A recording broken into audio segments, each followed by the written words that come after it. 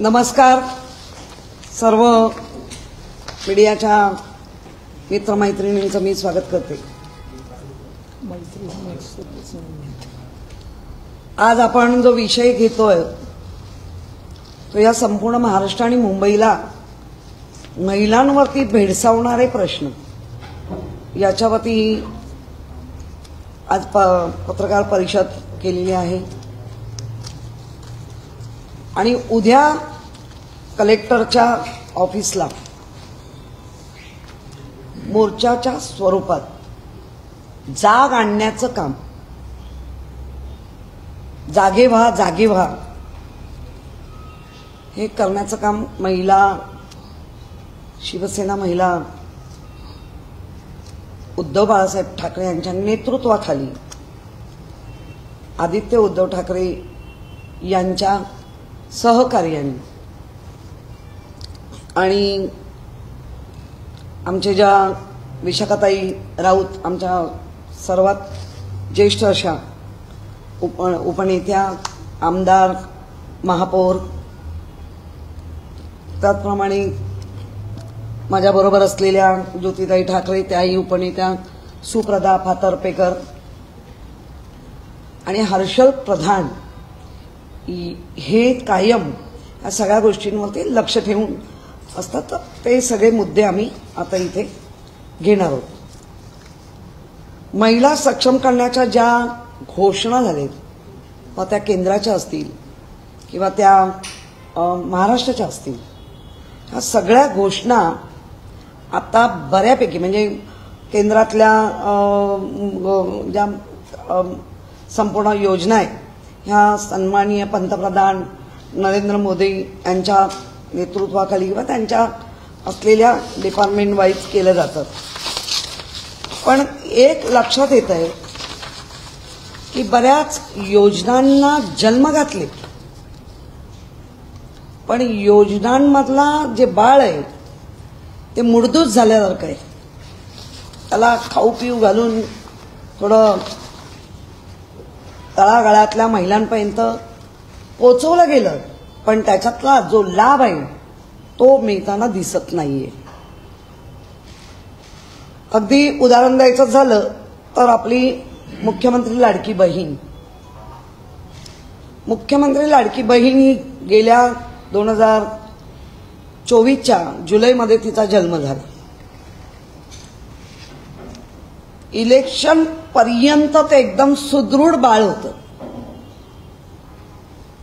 पण इलेक्शन संपलं तसं त्या बाळाच्या पोटातलं जे प्रोटीन काढून घ्यायचंय ते सगळं प्रोटीन काढून घेता येतं। आता ती इथपर्यंत आलं की ते 500 रुपयेच देणार, मग नंतर ती 10-12 तोंड वेगळी बोलतात ते वेगळं, पण ते 500 रुपयापर्यंत आले। मुळात वायदा काय होता? 2100 रुपयाचा। देतायत किती? 1,500। किती महिन्यांनी? आणि ज्या पद्धतीने आता त्यावेळेला सरसकट महिलांना दिले, मला वाटतं मग ते व्हाईट कार्ड असेल, जे महाराष्ट्रात राहत नाहीत त्यांचाही निकष बघितला गेला नाही, त्यांनाही दिलं गेलं। ज्या जाती धर्मावरती सगळं चाललंय त्या सगळ्यांना दिलं गेलं। आणि आता त्यांच्या सगळ्यांच्या मंत्री महोदयांच्या तोंडून आम्ही ऐकतोय की 13 लाख महिला अपात्र झालेल्या आहेत, त्याच्यावरतीच आहेत। हा 8 दिवसापूर्वीचा आकडा आहे। आणि त्यात करून ज्या अपात्र झाले आणि ज्यांना मिळालेलं आहे ते आम्ही काढून घेऊ अशा पण काही वल्गना झाले। मग त्याला थोडंसं सन्माननीय मुख्यमंत्री देवेंद्र फडणवीसजी पॅचअप करतात, पण खरी वास्तव परिस्थिती काय आहे?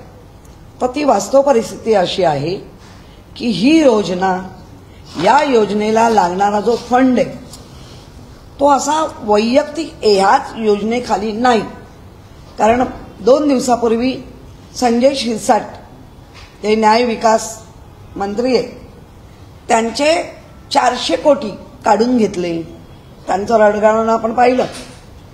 त्यांचं म्हणणं होतं, उलट मी लेखी कळवलं होतं की करू नका म्हणून, आणि ज्या पद्धतीने जे आदिवासी लोकांचे आहे, म्हणजे एका बाजूला पुन्हा तेच बाळ, जी बाळं आपण म्हणजे योजनेच्या माध्यमातून आपण महिलांना सक्षम करतोय, ते नेमकं तिकडच्या पोटातलं काढायचं, इकडच्या पोटात घालायचं, इकडच्या पोटातलं काढायचं. अशाने महिलांची ही घोर फसवणूक आहे असं आता जनतेमध्ये असलेल्या महिला म्हणायला लागलेल्या आहेत. आणि त्यांचा आता सगळ्या म्हणजे आपण सोशल मीडियावर पाहतोय, त्या म्हणायला लागले आमची मुलं सुशिक्षित आहेत, शिकली आहेत, नोकऱ्या नाही. सिलेंडरचे भाव तर आता परत वाढायला लागलेत. जे काय 13 सिलेंडर महिना होते त्याच्यातही कटोती झालेली आहे. म्हणजे कुठूनही जे जे काय होतंय ते सगळा परिणाम या महाराष्ट्रातल्या महिलांवर होताना दिसतोय. आणि त्याच्यामुळे महिला आता त्या रिॲक्ट व्हायला लागलेल्या आहेत. त्यामुळे आमचा प्रश्न याच्या माध्यमातून हे, पहिलं तुम्ही आम्हाला फक्त जिंकून द्या, 2100 रुपये देतो, ते कधी देणार त्याचं उत्तर द्या. ते महिलांना 2100 रुपये कधी देणार? आणि देत असताना जनतेला कळलं पाहिजे की त्या महिलांचा हक्क त्या म्हणजे ते जे फंड बुक होतो मग ह्या खात्यातून काढून दिले म्हणजे तुम्ही पूर्णतः महिलांना सक्षम नाहीच आहे. आज मिळाले तर मिळाले, उद्या नाही मिळणार. तर महिलांचं अशी घोर फसवणूक करू नये. आणि त्यामुळे सामान्य महिलांच्या आता तोंडातून यायला लागलंय की हे आम्हाला खोटारडं सरकार, हे आम्हाला फसवणारं सरकार आता वाटायला लागलेलं आहे. आणि त्यासाठीच आम्ही कलेक्टर ऑफिसला का जाणार, तर तिथूनच कार्यवंतीत होतात. ज्या महिलांना 1,500 रुपये देणार, जुलैपासून जे रान उठवलं त्या ॲडव्हर्टाईजवर किती खर्च झाला ते विचारायचं नाही जनतेने, कोणीच विचारायचं नाही. ते तर कोट्यावधी खर्च झालाय. पण तरी पण ज्या पद्धतीने संपूर्ण महाराष्ट्र महिलांना जी भूलभुलैयाची स्वप्न दाखवली त्याचा चक्काचूर होताना दिसतोय. आणि हे सगळं घडतंय ते निवडणुकीनंतर. त्यामुळे त्यांचे असलेले मंत्री महोदय हे कसे आता रणगाडून लावतायत. आणि अजितदादांच्या नावाने, म्हणजे अजितदादा पवार यांच्याशी माझा तरी फारसा काय आमचा संपर्क जरी नसला तरी त्यांचं काम म्हणजे निधी वाटपाचं काम ते त्यांचं चोख करतात. हे आतापर्यंतचं आम्ही पाहिलेलं आहे, चोख करत आलेले. कारण ते बऱ्यापैकी सांभाळण्याचा प्रयत्न करतात. मग त्याच अजितदादांच्या नावाने जेव्हा खडे फोडून इथून तिकडे गेला त्यावेळेला तुम्हाला कळलं पण नाही अजितदादा कधी येऊन मांडीवर बसले. त्यामुळे मला असं वाटतं त्यांच्या नावाने खडे फोडण्यापेक्षा दिलेली वचनं पूर्ण करा, जेणेकरून महिला तुमचं वाट बघतायत या सगळ्या गोष्टीला. उद्या महापालिकेच्या निवडणुका झाल्यानंतर तर सपशेल बंद होईल असं आता महिलांना भीती वाटू लागली आहे. त्यामुळे त्याची काळजी घ्या. त्यानंतर ज्या पद्धतीने महिलांचं आरोग्य या गेल्या 1 महिन्यात, खूप लांब जाऊया नको आपण, गेल्या 1 महिन्यातल्या बातम्या असतील, मग त्या पुण्यातल्या असतील, नाशिकमधल्या असतील, अगदी मुंबईतल्या असतील, ज्या महिला बाळंतपणाला गेल्या, अपुऱ्या सोयी मिळाल्या, डॉक्टरांवर कोणाचाही अंकुश नाही आणि त्याच्यामध्ये बाळ मात्र चांगलं मिळालं पण बाळाला पोसणारी आई मात्र कायमची निघून गेली. या मातेच्या खुणाचं जबाबदारी कोणाची? खूणच म्हणायला लागली. काय डॉक्टर करतायत? का नाही वेळेवर करत? नामांकित हॉस्पिटल, पुण्यासारख्या नामांकित हॉस्पिटलमध्ये असं घडतंय, अजूनही त्याच्यावरती कुठलाही त्या कुटुंबाला न्याय मिळत नाहीये. आणि वाईट हे वाटतं की त्याच्यामध्ये ती 2 जुळी बाळं होती. म्हणजे एका मातेच्या जाण्यामुळे 2 मुलं तिच्या दुधापासून वंचित राहिली. हे केवढं पातक आहे. त्याचप्रमाणे ज्यांनी हे सगळं गरोदर राहिल्यानंतर त्यांना चांगलं खुराक मिळालं पाहिजे, त्यांचं अगदी पहिल्या महिन्यापासून त्यांना ज्या बघतात त्या अंगणवाडी सेविका असतील, आशा सेविका असतील, त्यांना लाडक्या बहिणीच्या कामात नोंदवून तेही पैसे नाही दिले, हेही कामाचे पैसे नाही, त्यांचे वाढवणं म्हणजे शेवटी कुठूनही कसाही कॅरम बोर्डची स्टायगर फिरवला तरी त्याच्या ती राणीच जायबंद होतीये, महिलाच जायबंद होत आहेत, त्यांच्यावरच तो अत्याचार होतोय. मिठाकुटीला येऊन जेव्हा महागाई म्हणतो की आत्ता कुठेतरी चांगलं काहीतरी दिसेल, आत्ता कुठेतरी चांगलं, तर 50 रुपयांनी परत गॅस मागतो सिलेंडर. आणि माझ्याकडे आजच माहिती आली, आता ती नक्कीच आम्ही खरं खोटं करणार आहोत, की 16 किलोचा गॅस तो 14 किलोचा याच्यामध्ये गॅस असतो, म्हणजे 2 किलोच्या याच्यात पण फसवणूक होते. मग ज्यांना बिचारांना ज्या खानावळी चालवत असतील, काय असतील, ज्यांना 2 घ्या 3 घ्या 4 महिने अगदी लागोपाठ लागतात, वर्षाच्या गॅसचं पण बोम आहे. त्यामुळे दिलेले शब्द न पाळणं ही अशी जर सरकारची प्रतिमा तयार होत असेल तर मला वाटतं फारच धक्कादायक आहे.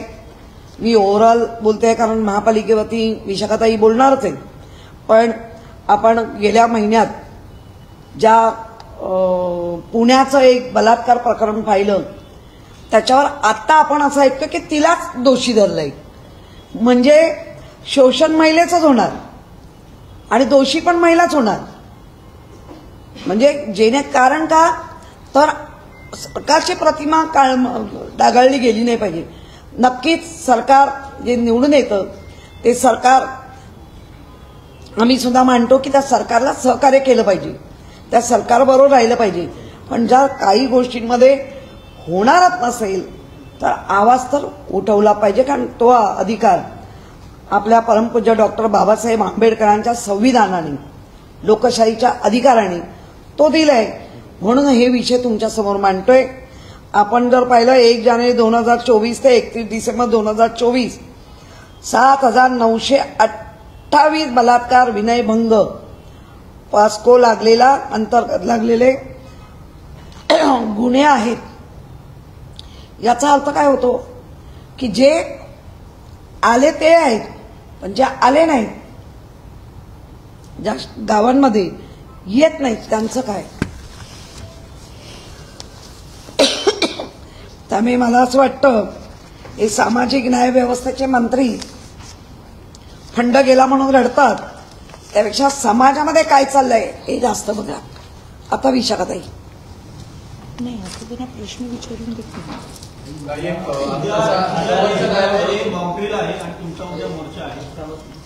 मोर्चा उद्या आहे. हो, उद्या मोर्चे परंतु उद्या देशामध्ये सर्वत्र मॉकड्रिल होणार आहे, मुंबई आणि ठाण्यामध्ये देखील मॉकड्रिल होणार आहे. अशा या मॉकड्रिलच्या परिस्थितीमध्ये तुम्ही मोर्चा काढताय, ते तुमचा संवेदनशीलता आहे का? बोलू ताई.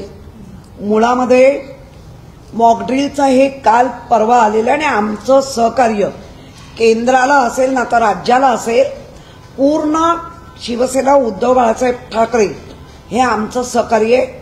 आम्हाला पोलिसांनी परवानगी दिली, त्यांनी जर दिली नसती तर आमचा कदाचित हे प्रश्न तर आहेतच प्रलंबित आणि ते मांडतच राहणार, पण ते झालं नसतं. पण पोलिसांनी ज्यावेळेला परवानगी दिली आहे त्यावरती आम्ही आमचं निवेदन घेऊन कलेक्टर ऑफिसला जाणार आहे. मॉकड्रिलचा टायमिंग जो संध्याकाळी आहे त्याच्या आधीच आम्ही प्रत्येक जण आपापल्या जागेवर घरामध्ये किंवा याच्यामध्ये आम्ही असणारच आणि आमचा सपोर्ट आहे. या गोष्टीला केंद्र सरकारला कायम पक्षप्रमुखांनी सांगितलंय, कायम आमचे प्रवक्ते बोलत आहेत, कायम आमचे संजय राऊत बोलत आहेत की आमचा सपोर्ट आहे. त्यामुळे ह्या गोष्टीचा आणि त्या गोष्टीचं हे करून ट्रोल करण्याचा प्रयत्न करू नका.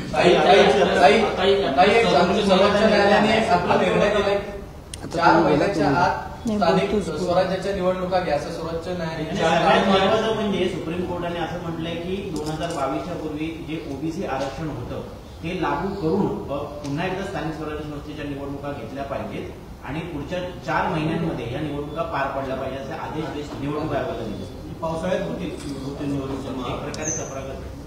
एकंदर आपण जी वाटचाल पाहिली आहे त्या वाटचालीमध्ये कोर्टाचा आदर ठेवून सांगते, कारण तो ठेवलाच पाहिजे, प्रत्येकाने ठेवला पाहिजे, पण तो आदर बऱ्याच ठिकाणी डावलला जाताना पण दिसतोय, पळवाटा होत आहे. त्यामुळे आपण वेट करू. निवडणुकांसाठी आम्ही सज्ज आहोत, म्हणजे संपूर्ण जनता म्हणा किंवा त्याच्यातनं कोणाला ज्यानं निवडून यायचंय किंवा उभं आहे ते सगळे सज्ज आहे. डिक्लेअर करा. जर कोर्टाचा आदेश आहे तर केला पाहिजे. याआधी कधी पावसाळ्यात निवडणुका झाल्या नाहीत. मुंबईमध्ये पाऊस अति मुसळधार असतो, उत्सवांचा देखील सण असतो. अशा वातावरणामध्ये निवडणुका घेणं फार कठीण होतं. कदाचित 4 महिन्याच्या आत असं जर असलं जरी तरी सरकार सांगू शकतंय की आम्ही 4थ्या महिन्याच्या एंडला आणि 5व्या महिन्याच्या स्टार्टला आम्ही घेऊ, असं सरकार अपील करू शकतं मे बी. त्यामुळे आपण वेट करू. व्हायलाच पाहिजे या मताशी आम्ही सगळे सहमत आहोत. नाही, मला असं वाटतं किशोरीनी जवळजवळ सगळे मुद्दे क्लिअर केलेत. आमचं आज ही जी प्रेस कॉन्फरन्स ही मुख्यतः की ही जी आम्ही उद्या हा मोर्चा अरेंज केला, हा मोर्चा म्हणजे आम्ही एका जागेवरून दुसऱ्या जागेला जाणार नाही होत. आम्ही सगळे कलेक्टर ऑफिस बँड्राला बाहेर तिकडे सगळ्या महिला जमणार आणि 10-12 जणी एक निवेदन घेऊन आम्ही कलेक्टरना भेटायला जाणार. म्हणजे मोर्चा आम्ही त्यांना मोर्चा म्हणतोय पण आम्ही एका टोकाहून दुसऱ्या टोकाला जात नाही. आणि आम्ही सुद्धा उद्धव बाळासाहेब ठाकरे गटाचे आम्ही जे शिवसैनिक आहोत, आम्ही देशभक्त आहोत. आम्हालाही कळतं. आमचं म्हणणं असं नाही आहे की मॉक ड्रिल करू नये. मॉक ड्रिल जरूर करावं. आम्ही सगळेजण मोदींबरोबर आहोत या युद्धजन्य परिस्थितीमध्ये, परंतु आम्ही हे आधीच ह्याचं नियोजन केलं होतं, आधीच टायमिंग घेतलं होतं, सगळ्या परमिशन्स घेतल्या होत्या. त्यामुळे उद्या दुपारी 3ला आम्ही जाऊन हे निवेदन देणार आणि तिकडनं म्हणजे महिला सगळ्या असतील परंतु त्याला मोर्चाचं स्वरूप नाहीये. आम्ही सगळे तिथे जमणार कलेक्टर ऑफिसच्या बाहेर आणि 3 वाजता कलेक्टरना जाऊन आम्ही सगळ्या महिला, मुंबईच्या सगळ्या महिला विभाग संघटक आणि उपनेत्या आम्ही जाऊन कलेक्टरना निवेदन देणार आणि तिकडनं आपापल्या विभागात निघून जाणार. कारण मॉक ड्रिलला आम्ही देखील त्याला सपोर्ट करतो. तुम्ही जिल्हाधिकारी कार्यालयाकडे निवेदन देणार. आता हा प्रश्न जो आहे तो लाटकी बहिणीच्या संदर्भातला महिला बाल विकास मंत्री यांच्या संदर्भात तुम्ही त्यांना देखील भेटणार का? त्यांच्याशी हा त्याच्यानंतरचा हे असणार. ही पहिली पायरी आहे आणि मग नंतर त्याच्यानंतर आम्ही अदिती तटकरे यांना देखील भेटायला जाणार आहोत. आज देखील 4 वाजता आम्ही सगळेजण देवेन भारती नवीन जे सीपी आलेत ते करता आम्ही आज 4 वाजता त्यांची अपॉइंटमेंट घेतली आहे. आज संध्याकाळी 4 वाजता आम्ही जे आत्ता सगळ्या विभाग संघटक आणि उपनेत्या आणि सचिव आम्ही आज 4 वाजता सीपीना भेटायला जाणार आहोत आणि एकंदर त्यांच्याशी या महिला सुरक्षा याच्या बाबत चर्चा करणार आहोत. कारण मागच्या वेळेला देखील आम्ही गेलो होतो ज्या वेळेला रश्मी शुक्ला होत्या, पण दुर्दैवाने आम्हाला त्यांच्याकडनं काही आम्ही महिलांचे विषय सांगतोय आणि रश्मी शुक्ला बगल देत आहेत त्या विषयाला. आज बघूया देवेन भारती आम्हाला कसं सपोर्ट करतायत. आणि परत मी सांगते उद्या आमचा मोर्चा म्हणजे आम्ही बाहेर जमणार कलेक्टर ऑफिसमध्ये एक 8-10 महिला जाऊन निवेदन देणार आणि तिकडनं सगळ्या जणी निघून जातील. कारण संध्याकाळी मला वाटतं मॉक ड्रिलचं आयोजन आहे आणि आम्ही देखील ह्या मॉक ड्रिलला सपोर्ट करतोय. मोदींना आम्ही पाकिस्तानच्या ह्याच्याबाबत विरोधात आम्ही मोदींना सपोर्ट करतो. किशोरीताई, आर्थिक गुन्हे शाखेकडनं अनेक ठिकाणी छापेमारी करण्यात आलेली आहे. मुंबईमध्ये मिठी नदी आणि नाले सफाई या संदर्भात छापेमारी होती आणि एकंदर पालिकेचे 50 कोटी रुपयांहून अधिक रकमेचं नुकसान या ठिकाणी केल्याचं निदर्शनास येते. कसं पाहिजे या छापेमारीकडे, या कारवाईकडे? नाही, काय पाहायची गरजच नाही. कारण 2022 पासून निवडणुकाच होऊ घातल्या नाहीत. तिथे अधिकारवाण्यांनी जे नगरसेवक सर्व पक्षीय भांडत होते, मुंबईकरांच्या अधिकारासाठी संरक्षणासाठी उभे होते, तेच नाहीयेत. त्यामुळे वाटेल तसं. कारण ह्याच्या आधी राज्याचा किंवा केंद्राचा महानगरपालिकेमध्ये अजिबात हस्तक्षेप नव्हता. तो खूप वाढलाय आणि त्याच्यामुळे जे ठेवी ठेवलेल्या होत्या त्या फक्त रंगरंगोटी आणि रस्त्याला पाण्याने धुणे, चकचकीत रस्ता मोठ्या पाण्याच्या फोर्सनी धुणे हेच आम्ही बघत आलोय. त्यामुळे मला वाटतं हे जे लुटमार चालली आहे ते मुंबईकरांनी नीट विचारपूर्वक आणि सजग नागरिकांनी याच्यावर विचार केला. एसआयटीचं हे आहे 2022च्या आधीच आहे ना, की एसआयटीचं हे चाललं आहे 2022च्या आधीच चाललं आहे. हा, मग जे दोषी असतील ते करा ना. आम्ही तर कधीच अशा गोष्टीला हे नाही केलंय. 2022चं आहे तर करावं ना. जे कॉन्ट्रॅक्टर आहेत, जे लाडके कॉन्ट्रॅक्टर आहेत, काय ते करा, येईल सगळं. मैडम ने अभी कहा है कि ये मोर्चा कहा जाता है, लेकिन युद्धजनित परिस्थिति ये देश में हो गई है, तो उस कारण कल मॉक ड्रिल रखा है. लेकिन मॉक ड्रिल के पहले हमारा ये सब तय हुआ था. मॉक ड्रिल के पहले हमने सब संगठन गठन की थी. इसका मतलब है कि मुंबई और महाराष्ट्र में ये सब अभी जो तकलीफ हो रही है महिलाओं को, उसका आवाज हम कलेक्टर के पास जाके निवेदन के द्वारा हम देने वाले हैं. और हमारा कहना है जो युद्धजनित परिस्थिति जो देश में हुई है, जिस प्रकार पहलगाम में जो जिसका हम मराठी में भी कहते हकना, कुछ उनका दोष नहीं था, घूमने गए थे, उनके बच्चे और उनके वाइफ के सामने उनकी जान ली गई, तो उसका तो निषेध होना ही चाहिए. और इसके लिए हमारे सम्मानीय पंतप्रधान जो जो निर्णय लेंगे हम उनके सामने, कभी ये परिस्थिति में हम देश के साथ रहेंगे, क्योंकि हम भी ये देश का एक अविभाज्य घटक है. हम भी देश प्रेमी हैं, हम महाराष्ट्र प्रेमी हैं, हम मुंबई प्रेमी हैं. जो महाराष्ट्र और मुंबई के लिए, लेकिन देश का जो जो निर्णय लिया जाएगा युद्ध के लिए या जैसी परिस्थिति निर्माण हो रही, तो हम पाकिस्तान का निषेध करते हैं और हम हमारे पंतप्रधान के साथ हैं.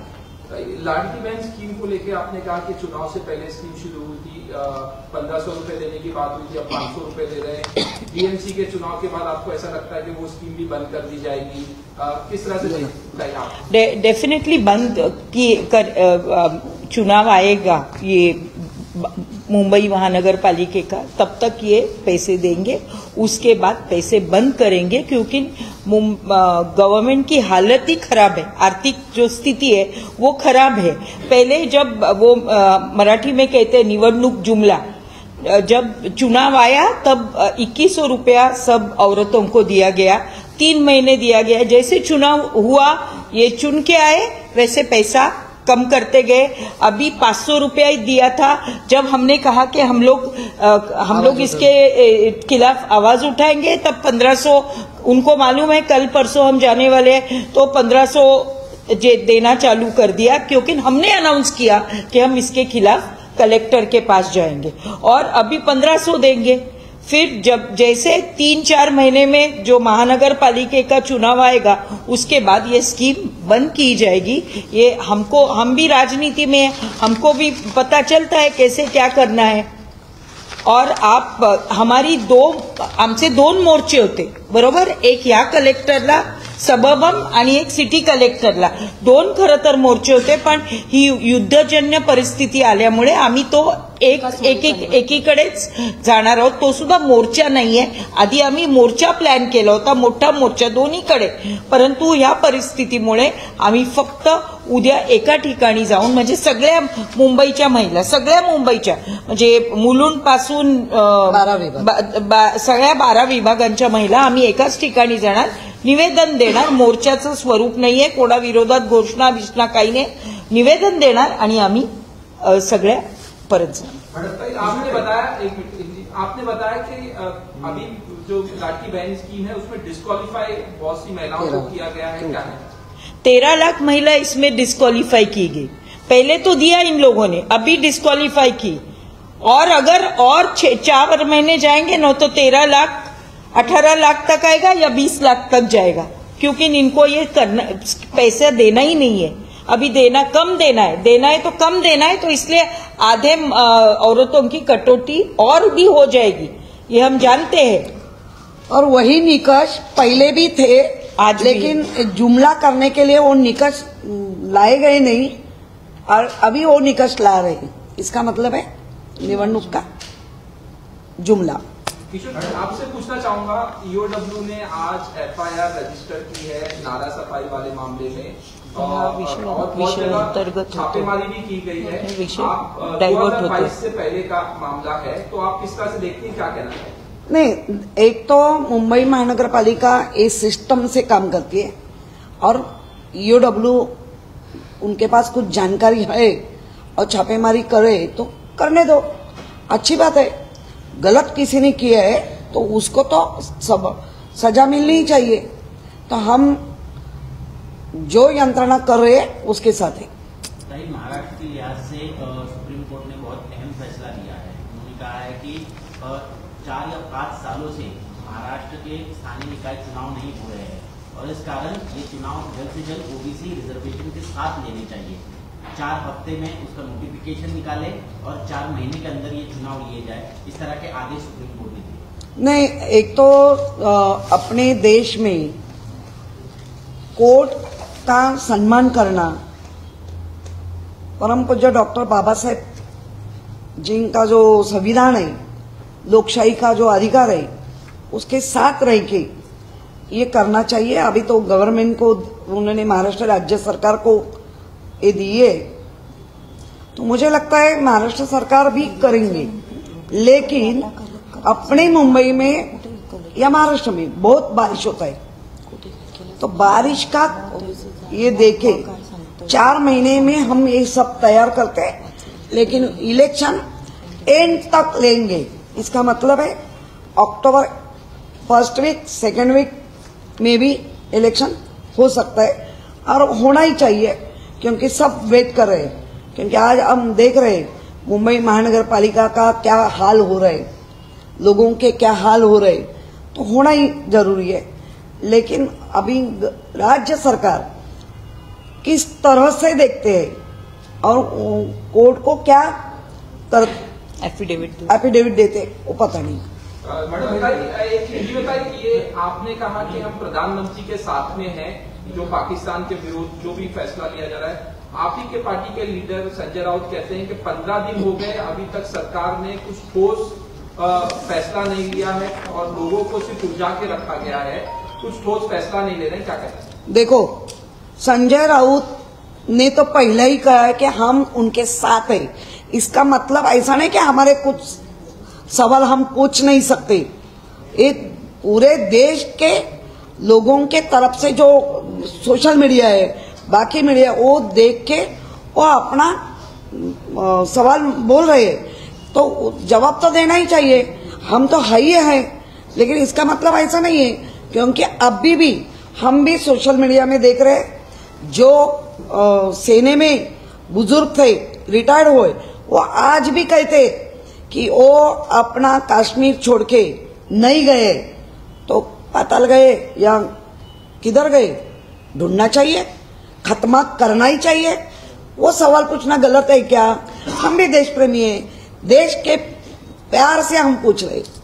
मॅडम, तुम्ही हे 1,500 आपण बोलतोय आणि या सरकारने 2100 केले, पण तुम्ही तर त्यावेळेला 3000 देणार होता।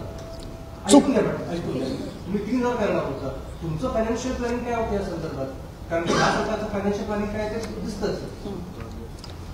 मुळामध्ये ज्या चालू घडामोडी आहेत ना, त्याच्यावर आपण बोललंच पाहिजे। आम्ही तुमचा जुमला होता ना, आमच्याकडे प्लॅनिंग होतं, ते आम्ही आत्ता का डिक्लेअर करावं? आमच्याकडे आजही प्लॅनिंग आहे, आम्ही 3000 देऊ शकतो, पण आम्ही ते का तुम्हाला आमचे काही सिक्रेट सांगावे? आणि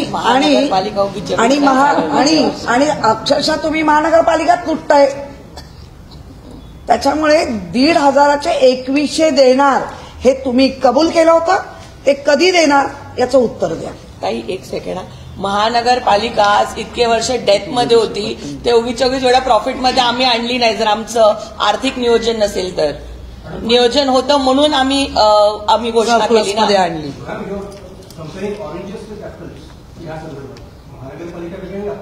No, I understand, but we have that program and we have did all our study well, and that is why we have declared it in our manifesto. मुळात या संदर्भात किशोरीताई, विशाखाताई आणि यांनी अतिशय व्यवस्थित माहिती पूर्ण राज्यासंदर्भात सांगितली. 2100 रुपयाचा मुद्दा तर गहन आहेच, परंतु महिलांच्या सुरक्षतेबरोबर केंद्र आणि राज्य सरकारने महिलांसाठी या योजना सुरू करून म्हणून घोषणा केल्या होत्या. त्या घोषणा आतापर्यंत किती सुरू झालेल्या आहेत हा एक संशोधनाचा विषय आहे, आणि सुरू झाल्या असतील तर त्यामध्ये महिलांना लाभ किती मिळालेला आहे. उदाहरणार्थ उज्ज्वला गॅस योजना संदर्भातल्या मोठ्या मोठ्या जाहिराती आपण सगळ्यांनी बऱ्याचशा पेट्रोल पंपाच्या ठिकाणी आपण पाहिलेल्या आहेत. मात्र उज्ज्वला गॅस योजने या अंतर्गत जवळजवळ 3 मोफत एलपीजी सिलेंडर देणार अशा पद्धतीची माहिती आणि घोषणा सरकारनं केलेली होती. मात्र हे 3 एलपीजी मोफत सिलेंडर आतापर्यंत राज्यातल्या किती महिलांना मिळाले ही आकडेवारी सुद्धा सरकारनं उपलब्ध केलेली नाही. किंबहुना अशा प्रकारची कोणतीही योजना फक्त घोषणा करून ती सोडून दिलेली आहे. एसटी प्रवासात 50% सवलत असं म्हटलं होतं, पण पुन्हा एकदा सवलत देताना सरकारने एसटी महामंडळ तोट्यात आहे म्हणून परत एकदा एसटीचे भाववाढ करायला अगदी सुरुवात केलेली आहे. म्हणजे ज्या तुम्ही काही योजना म्हणून म्हणता, म्हणजे 500 रुपयावरती आलेली 1500ची योजना असेल, ज्याला 2100 देणार होते हा वेगळा भाग आहेच, परंतु त्याच्याबरोबर महिलांच्या आरोग्याच्या, महिलांच्या सुरक्षिततेच्या, महिलांच्या शिक्षणाविषयीच्या ज्या काही घोषणा सरकारने केलेल्या आहेत त्यात कोणत्याही योजना सरकारने परिपूर्णरित्या पूर्ण केल्या नाही आहेत, आणि त्या संदर्भातली कोणतीही आकडेवारी सरकारनं सामान्य जनतेपर्यंत पोहोचवलेली नाही. त्यामुळे केवळ 2100 रुपये हा तर महत्वाचा भाग आहेच, कारण ती घोर फसवणूक आहे. निवडणुकीच्या माध्यमातून दिलेली त्यांनी जी घोषणा केलेली होती ती घोर फसवणूक आहे, आणि हे राज्यातल्या सगळ्या जनतेला आता समजते. मात्र कशा पद्धतीने निवडणुका झाल्या, कसा रिझल्ट लागला, जे निवडून आले ते स्वतः आश्चर्यचकित आहेत की आम्ही कसे निवडून आलो, हा सगळा मागचा इतिहास आहे. त्याकडे न जाता सरकारने जी घोषणा केली होती 2100 रुपयाची, ती 2100 रुपयाची घोषणा फुलफिल केलेली नाहीये, त्यांनी ती पूर्णत्वात आणलेली नाहीये. त्या संदर्भातल्या गोष्टींकडे आमचं लक्ष आहे. आर्थिक दुर्बल घटकातील मुलींना मोफत शिक्षणाची घोषणा सरकारने केलेली होती. या संदर्भातलं पुढचं नियोजन काय आहे, त्याच्यावरती पैसा कुठपर्यंत खर्च होतोय, कारण आता राज्यातल्या सगळ्या योजना आपण पाहिल्या तर सगळ्या योजनांचा पैसा हा त्यांनी लाडक्या बहिणीकडे इलेक्शनच्या काळात वळवला होता. मात्र आता सगळ्या विभागामध्ये पैशाची कमतरता आहे, आणि त्या संदर्भातली सगळी जी माहिती आहे किशोरीताईंनी आपल्याला सांगितली. मग रस्त्या संदर्भातले जे काही ग्रामीण भागात जाऊन पहा, पण रस्ते पहा, रस्त्यावरती ते कॉन्ट्रॅक्टर म्हणतात की 800 कोटीचा रस्ता तयार करायला दिलाय आणि सरकार फक्त 80 लाख सँक्शन करतं. या 80 लाखात पावसाळ्यापूर्वी जर रस्ता तयार झाला नाही तर सगळी जनता रस्त्यावर उतरेल, अशी भयान परिस्थिती आहे. गरोदर महिलांच्या संदर्भातला प्रश्न तोही या ठिकाणी उपस्थित केला. म्हणजे आम्हाला हे म्हणायचं आहे की महिलांची कोणत्याही, सरकार कुणाचंही असो, सत्तेवरती कोणताही पक्ष असो, याच्याशी आम्हाला देणं घेणं नाही. कोणत्याही महिलांची फसवणूक कोणत्याही सरकारच्या मार्फत होता कामा नये. महिलांना योग्य तो मान सन्मान मिळाला पाहिजे. त्यांच्या शैक्षणिक, आरोग्य, सामाजिक आणि सुरक्षिततेसंदर्भातल्या सगळ्या योजना ज्या सरकारनं आधी कबूल केल्या होत्या त्या महिलांना मिळाल्या पाहिजेत. या संदर्भातलं निवेदन हे उद्या एसटी प्रवासाचं पण झालं ना, सांगितलं चल आपण देणार आहोत. चल.